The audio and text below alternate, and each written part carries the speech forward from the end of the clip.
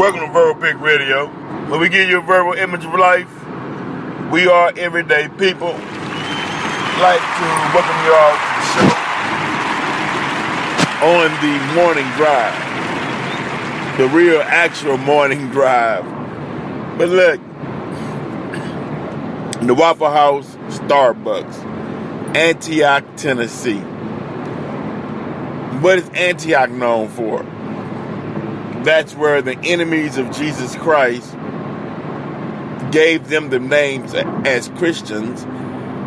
They ran up on a group of people at Antioch, and they said, well, who are they? They said, those are the Christians, followers of Jesus Christ, the enemies of Jesus. Now, black man, a hero. Now, you may hear some, and which I'm hearing already, they'll say, hero tell a story, and that's the end of it. But it's none of that, man, gosh, he saved a lot of lives. And, man, just imagine how many other people would have been killed if it wasn't for the magnificence and the greatness of this young gentleman. Every person that survived that horrific ordeal should thank James Shaw for saving their lives. This black man saved their lives. He was a hero. Interviewing some of the survivors, like they do in other places, and if it's a white hero, how they'll over salivate over the fact that he prevented more lives from being destroyed, killed. I'm just saying this all just to give a comparison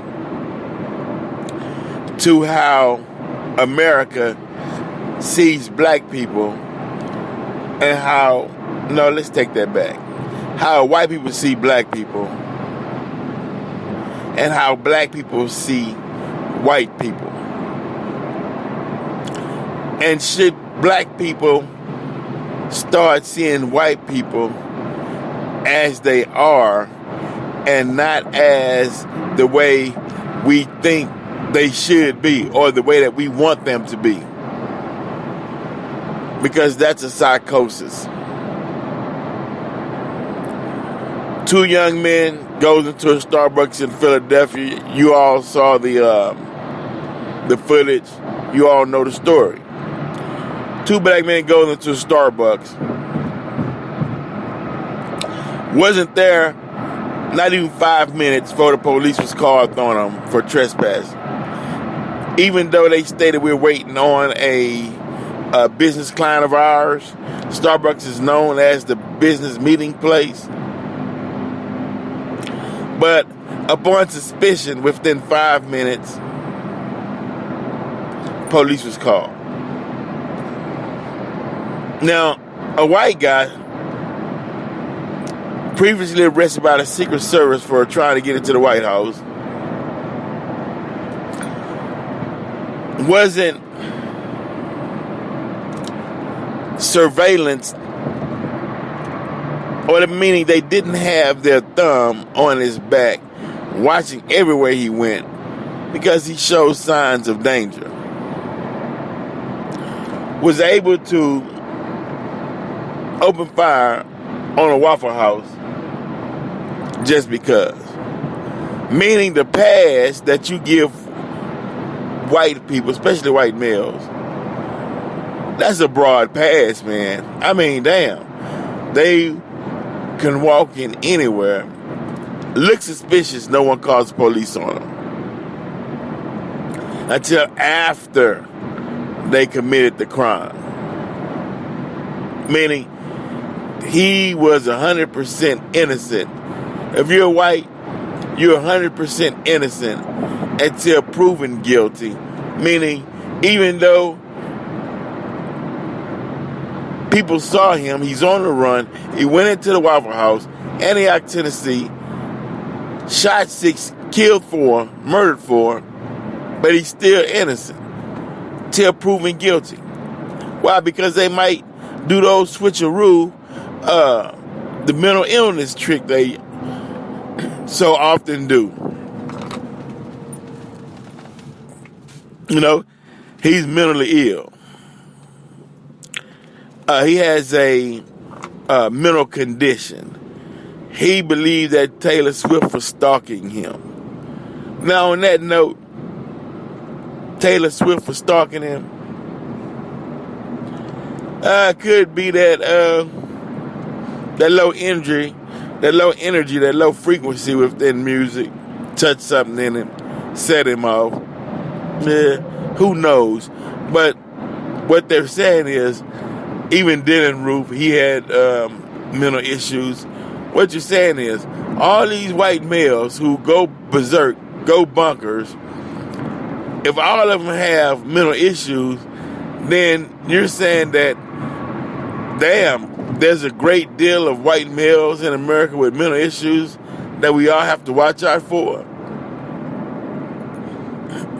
We don't know when they're going to just appear out of nowhere and just start killing, shooting with AR-15s. Then another thing is, should they take away the assault rifles from white males? Meaning, you have a radar, you have a target on the backs of black males.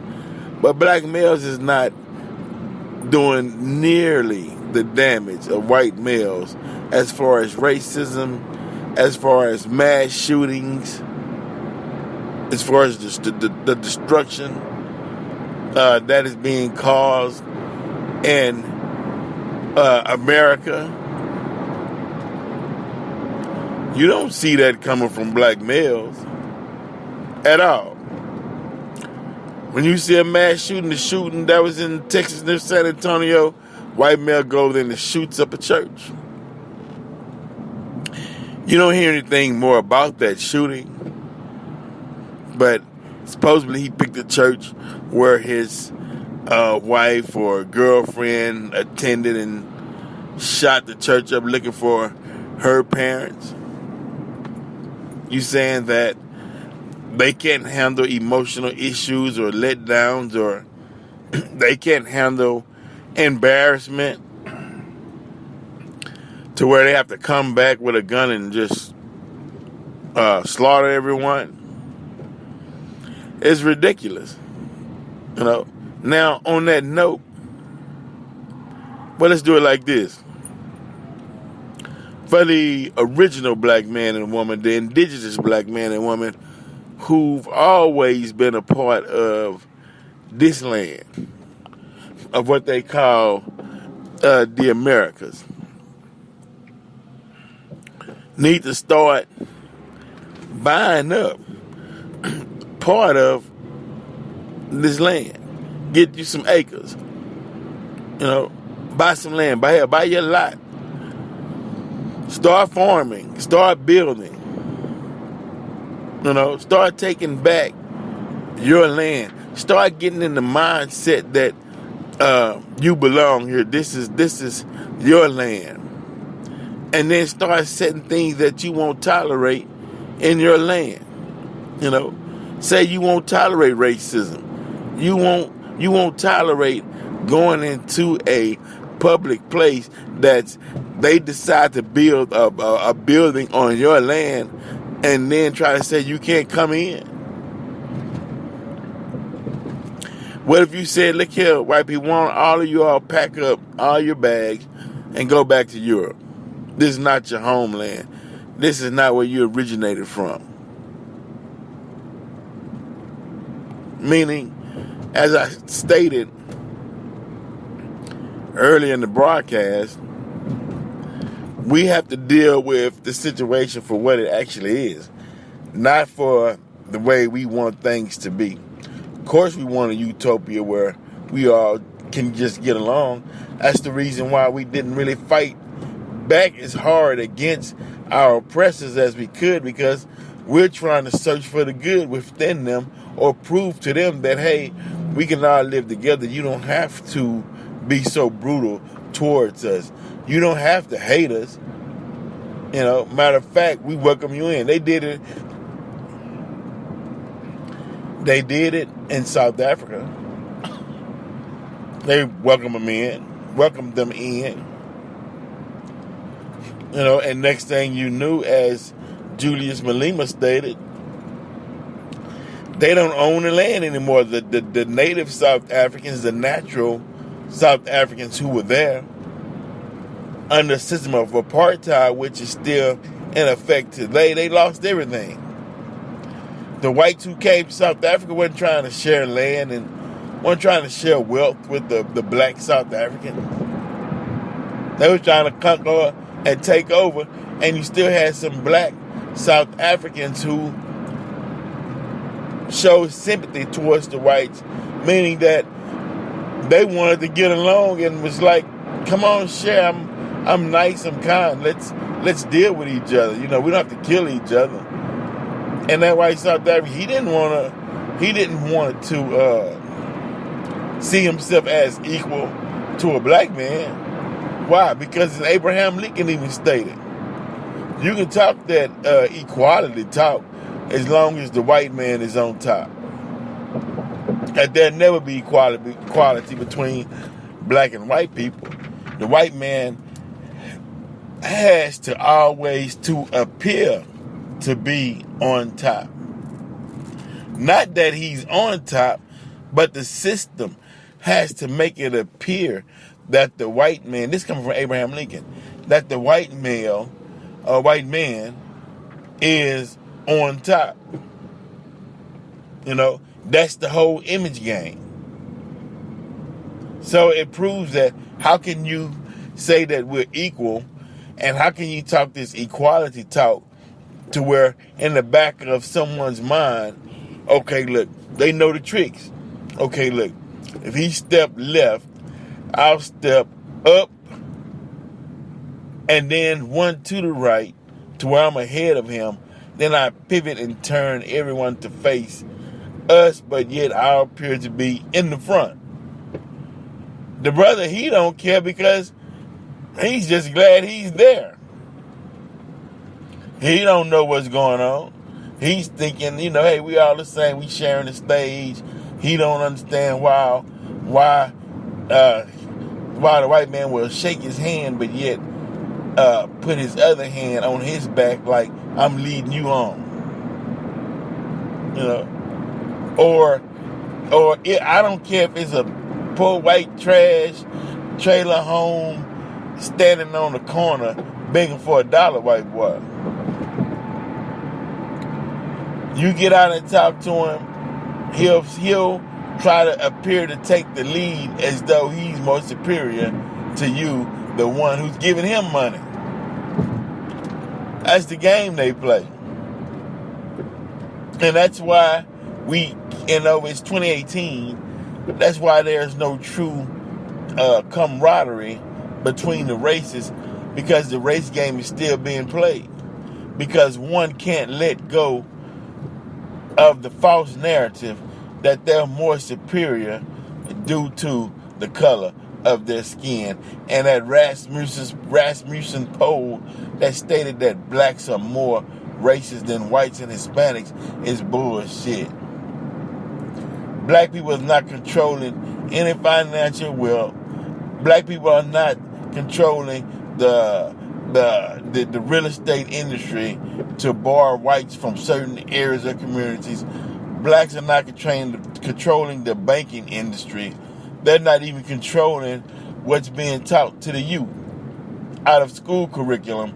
So how in the hell blacks are more racist than whites when blacks doesn't have the power to be a racist? You saying attitude? Now I can say that, after being treated and as more knowledge starts to enter into the black community, and thankful to Brother Farrakhan and brothers who share that knowledge, are becoming more aware and more awake, we're starting to stand up and recognize when someone doesn't like us. Usually, we can tell who didn't like us by what they said. We knew that, but we wouldn't say anything. We just smile and keep going. But that's played out because we tired of smiling and just keep going. Hell, if you any race, we don't experience racism from Hispanics and Asians. And some Native Americans who who had the gall to turn their nose up, and some Arabs and Indians who had the gall to turn their nose up at black people as though they're viewed as anything in society. We got all that history. We know about the untouchables in India. We know about how the British came and influenced them. We know about the Asians, the Europeans. We know how they was treated over here in America. Called them monkeys and made them build railroads and treated them like shit. Hell, we know your history. We know how America treat our brown Hispanic brothers in America. Treat them like shit.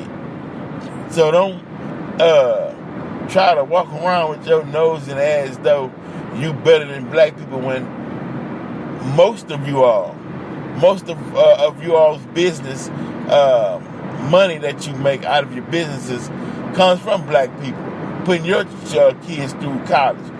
All the money black folks spend on weaves and hairs and nails and cosmetic lining and products is making the Asians rich.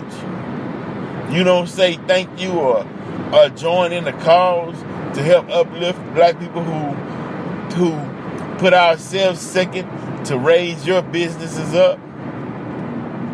Hell, nah, we not going out like that. Bro Pig Radio, we're out.